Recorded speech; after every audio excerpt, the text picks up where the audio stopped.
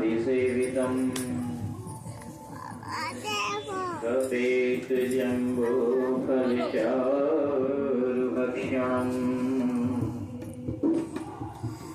उमासुतं शोकविनाशकारिकं नमामि विघ्नेश्वरपादपङ्कजम् नीलाम्बुजश्यामलकोमलाङ्गं सीताशमारोपितवामभागम् पाणो महासायकचारुचापं नमामि रामं रघुवंशनाथम् लोकायभिरामं शरीरण्यं राजीवनेत्रं रघुवंशनाथम्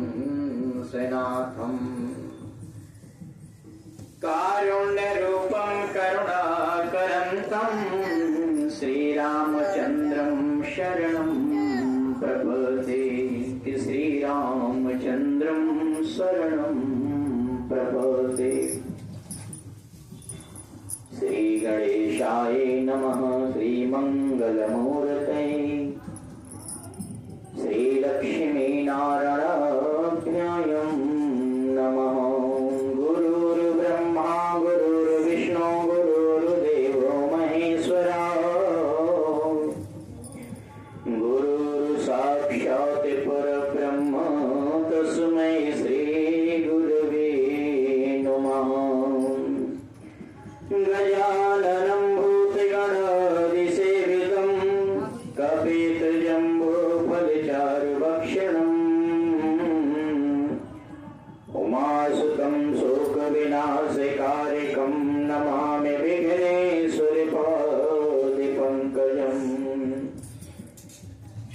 कर्पूरगौरं करुणावतारं संसारसारं भुजगेन्द्रहारं सदा वसन्तं हृदयारविन्दे भवं भवानी शयितं नमामि। बोल वृंदावन बिहारी लाल की, बोल माटी बिहारी लाल की जय, बोल तुलसा महारानी की। श्री कृष्ण गोविंद हरे मुरारी नाथ वासुदेवा। गोविंद हरे मुरारी नाथ वासुदेवा हे नाथ नारायण वासुदेवा हे नाथ वासुदेवा हे नाथ नारायण वासुदेवा हे नाथ नारायण वासुदेवा। श्री कृष्ण गोविंद हरे मुरारी नाथ वासुदेवा। श्रीमन्नारायण नारायण नारायण श्रीमन्नारायण नारायण नारायण श्रीमन्नारायण नारायण नारायण श्रीमन्नारायण जय हो। हे लक्ष्मी नारायण नारायण नारायण लक्ष्मी नारायण नारायण नारायण विष्णु नारायण नारायण नारायण विष्णु नारायण हरि नारायण नारायण नारायण। बोल लक्ष्मी नारायण भगवान की गद्दी के रक्षक हुओ हनुमान जी, लई के गदा चहु मोर सिद्ध्यावो। जो कोई दुश्मन के तन आवे, ताहि महाप्रभु मारी भगाओ। जो धरि ध्यान कथा सुनिए, ताके धन धान्य और पुत्र बढ़ावो। बिनती हमारे यही हनुमान जी, छोड़ के गढ़ी तुम यहाँ चली आओ। कथा प्रारंभ होते हैं, सुनो वीर हनुमान। राम लक्ष्मण जानकी सदा करो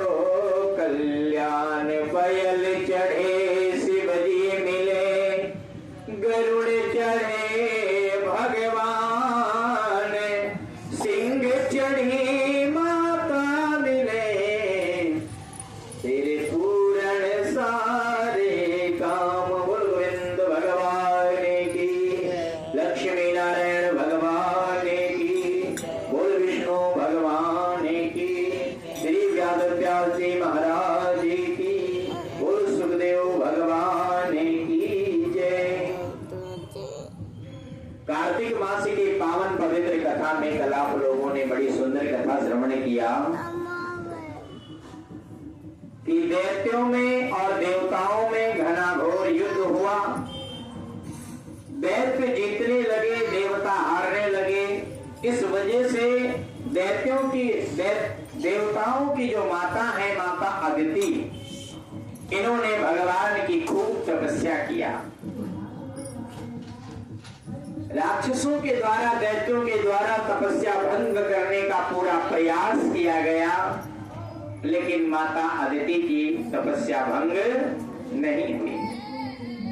यहाँ तक कि दैत्यों के द्वारा जंगल में आग लगा दिया गया, फिर भी माता अदिति का कुछ नहीं हुआ। आगे की कथा बड़ी सुंदर है। श्री सूत जी पूछने लगे कि हे प्रभु, बड़े आश्चर्य की बात है कि अदिति माता अग्नि में नहीं जली, क्यों नहीं जली, क्या कारण है? पूरा जंगल जल गया, दैत्य लोग जल गए, लेकिन अदिति माता को कुछ नहीं हुआ। तब श्री सूत जी भगवान कहते हैं कि हे ऋषियों, जिसकी कृपा स्वयं भगवान करते हैं, संसार के लोग उनका कुछ नहीं बिगाड़ पाते हैं। प्रयास करो कि भगवान की कृपा निरंतर बनी रहे, क्योंकि जिसके नाम लेने से संकट दूर हो जाते हैं। कि दीन दयाल बिरद संभारी, हरहु नाथ मम संकट भारी। यदि भगवान का नाम स्मरण किया जाए तो भी जीवन के संकट दूर हो जाते हैं। वो तो भगवान की तपस्या में लीन थी। बहुत समय व्यतीत होने लगा, तपस्या मां भगवती अदिति माता की तपस्या पूरी होने को जा रही है, और जैसे ही समय व्यतीत होता जा रहा है, भगवान शुभ मुहूर्त का समय देख रहे हैं, और जैसे तपस्या पूरी होती है, भगवान विष्णु शांताकारं भुजगशयनं पद्मनाभं सुरेशं विश्वाधारं गगन सादृशं मेघवर्ण शुभांगम्यं लक्ष्मीकान्तं कमलनयनं योगविद्यानिगम्यं वन्दे विष्णु भवभयहरं सर्वलोकैकनाथम्। अदिति माता के समक्ष में भगवान शंख चक्र गदा कंठ में सुंदर सी माला लेकर के प्रकट हो जाते हैं। बोल पीतांबर धारे विष्णु भगवान की। और जब विष्णु भगवान को अपने समक्ष में माता अदिति देखती हैं, भगवान आकर के कहने लगे, हे वेद माता, आपकी दारुण कठिन तपस्या से हम अति प्रसन्न हैं। हे माते, आप क्या चाहते, जो कुछ भी वरदान आपको चाहिए आप हमसे मांग लो। अदिति माता ने कहा कि हे प्रभु, हे सर्वेश्वर, आप सर्वत्र जानने वाले हो, कुछ आपसे छिपा नहीं है। क्यों?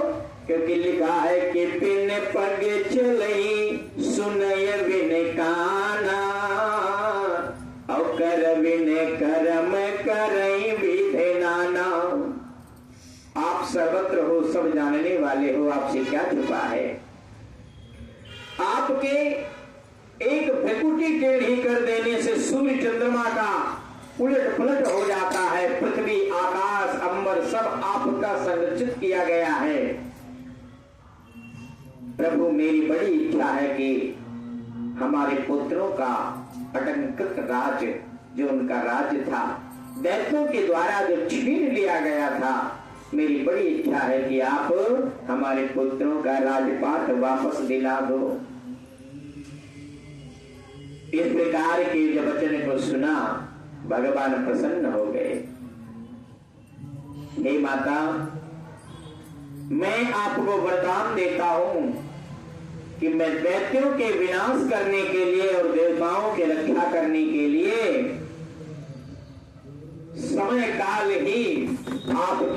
से जन्म आपके पुत्र होंगे हम, और दैत्यों की पुनः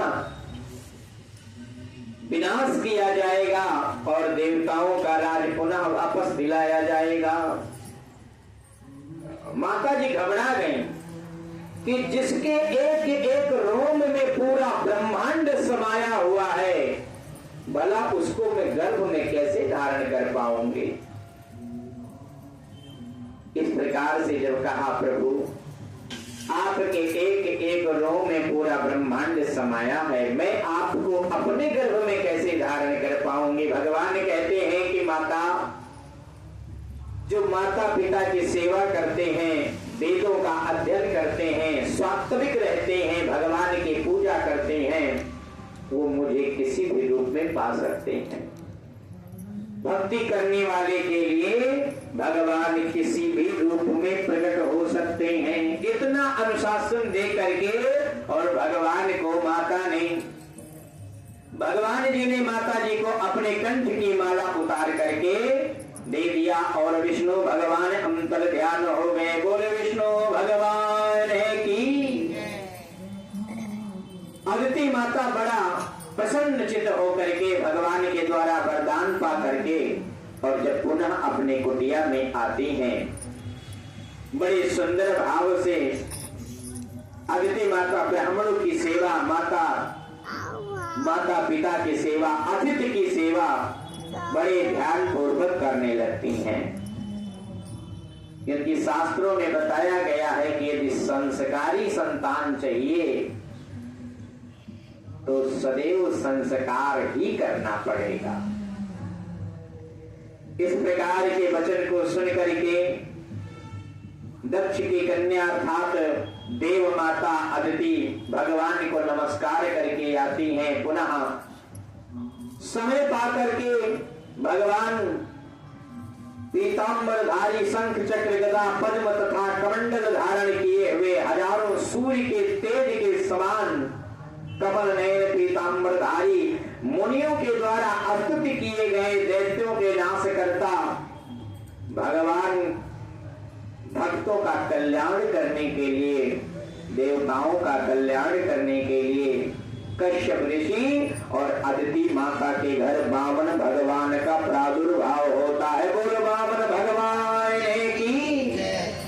बामन भगवान छोटे से हैं बिल्कुल, हाथ में शंख चक्र गदा कमंडल छाता जनेऊ मोटी सी धारण की और कुड़कुड़ दौड़े हुए हैं। और जाकर के माता अदिति जैसे पूरा प्रसन्न हो, जैसे बामन भगवान का प्रादुर्भाव होता है, पूरा सभा पूरा राज्य प्रसन्न चित्त होकर के देवता फूल बरसाना शुरू कर देते हैं। अदिति माता प्रसन्न हो जाती है, समझ जाती है कि अब हमारे मनोरथ पूरे हो जाएंगे।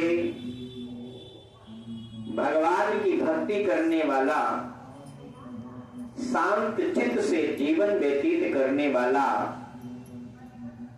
हृदय से छल कपट त्याग कर देने वाला व्यक्ति भगवान को किसी भी कहीं भी रूप में पा सकता है, इसमें कोई संदेह नहीं है। और भगवान ये नहीं देखते हैं कि आप किस वर्ण के हो, किस जाति के हो, क्योंकि भगवान के ही बनाए गए 4 वर्ण हैं। भगवान के मुखमंडल से ब्राह्मणों का प्रादुर्भाव हुआ है और ब्राह्मणों का प्रादुर्भाव जब हुआ, ब्राह्मण को प्रकट किया गया। लिखा है कि ब्राह्मणों से मुखमासीद बाहुराजन्नाकृता।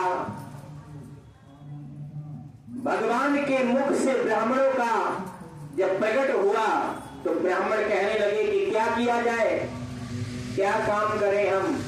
भगवान ने कहा वेदों का अध्ययन करो, शास्त्रों का अध्ययन करो और लोगों को संस्कार सिखाओ। दूसरा, हम वेदों का अध्ययन करेंगे कैसे, हमारी रक्षा कैसे